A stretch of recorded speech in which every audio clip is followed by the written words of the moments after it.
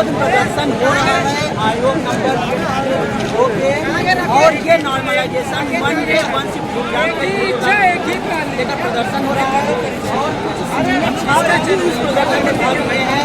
और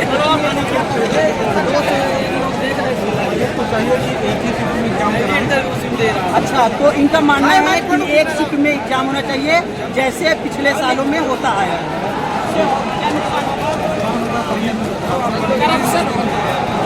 अच्छा, यानी कि इनका कहना है कि करप्शन बढ़ सकता है, इससे बैकडोर एंट्री हो सकती है नॉर्मलाइजेशन से। और ये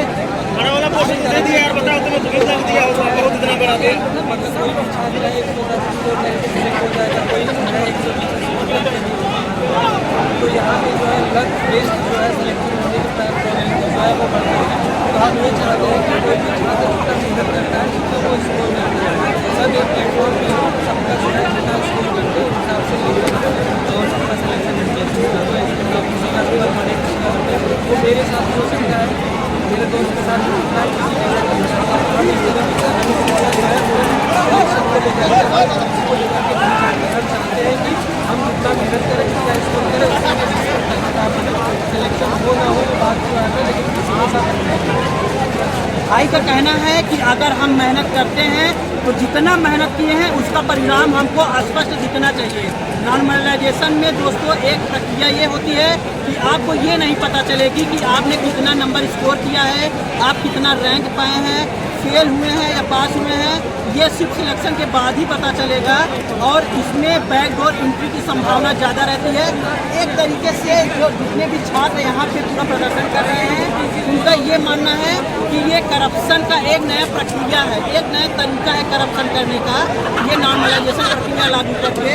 और ये सीनियर छात्र हैं, ये भी चले भाई साहब को आप देख के अंदाज़ा लगा सकते हैं कि इन्होंने कितनी मेहनत की होगी।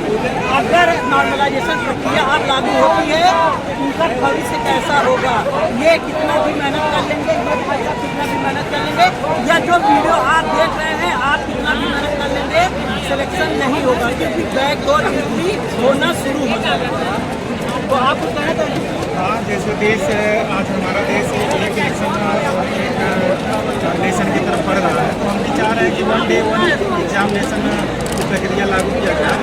नॉमिनेशन प्रक्रिया में क्या होता है कि पहले कोर्ट से हमने देखा है कि प्री एग्जाम होने के बाद असिस्टेंट कटर के अकॉर्डिंग हम मेंस पे लग जाते थे, मगर इससे प्रक्रिया अगर लागू हो जाती है तो इसमें समस्या ये होगा कि हम क्या करेंगे कि जब तक प्री का रिजल्ट नहीं आएगा तब तक हम नहीं हो पाएंगे कि मेरा चयन मतलब मेंस के लिए हो रहा है कि नहीं हो रहा है। दूसरी बात, वो मेरा 1 महीना जब तक प्री का रिजल्ट नहीं आता है वो मेरा 1 महीना कंफ्यूजन में रहेगा कि हम मेंस के लिए क्वालिफाइंग कर रहे हैं कि नहीं कर रहे हैं। ये प्रक्रिया हटना चाहिए और नॉमिनेशन वाली जो प्रक्रिया है उसको हटा के पहली वाली प्रक्रिया को लागू किया जाए। एक दिन में एक ही एग्जाम कराया जाए और आरओ की परीक्षा जैसे यूपीपीसीएस प्री की परीक्षा और आरओ की परीक्षा को एक दिन में ही कराया जाए, ये मेरा मानना है। भाई का मानना ये है कि 1 अरब 40 करोड़ जनसंख्या का अगर सरकार ये चाहती है कि 1 डे 1 इलेक्शन क्यों नहीं हो सकता। अगर आप एक दिन में 1 अरब 40 करोड़ लोगों का इलेक्शन करवा सकते हैं तो एक दिन में 11 लाख लोगों का एग्जाम क्यों नहीं ले सकते। और इनका कहना भी सही है कि अगर हम 1 महीना कंफ्यूजन में रहेंगे तो हमारी मेंस की प्रक्रिया कैसे तैयारी होगी, आगे का भविष्य कैसे होगा।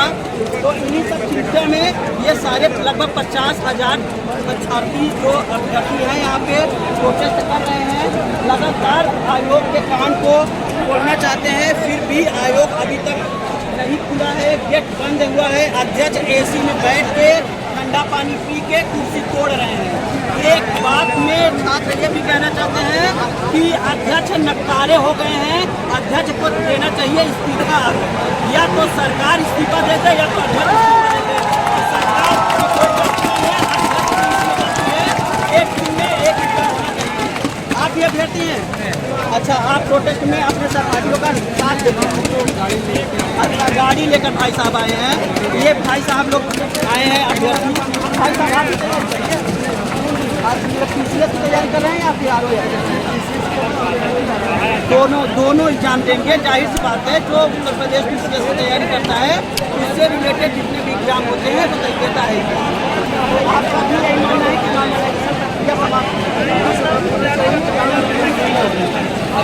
उनका भी मानना है, क्या भाई आपका भी मानना है कि नॉर्मलाइजेशन?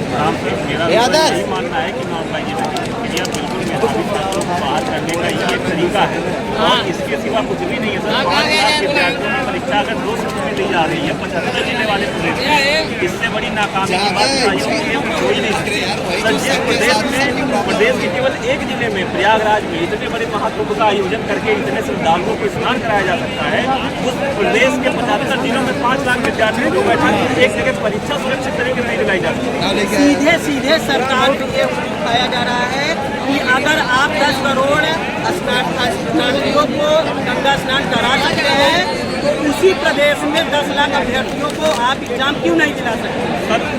सर अभी तक हम लोगों का मानना ये था कि पेपर एक शिफ्ट में हो, एक दिन में हो और इसी महीने के अंदर हो, क्योंकि हमारा पेपर 3 बार डाला जा चुका है।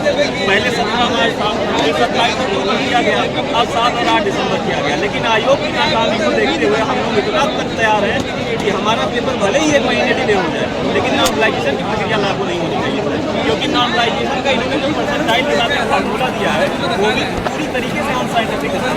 कोई भी ऐसा नहीं है कि जिससे हम लोग को ये विश्वास हो जाए कि हमारे साथ न्याय।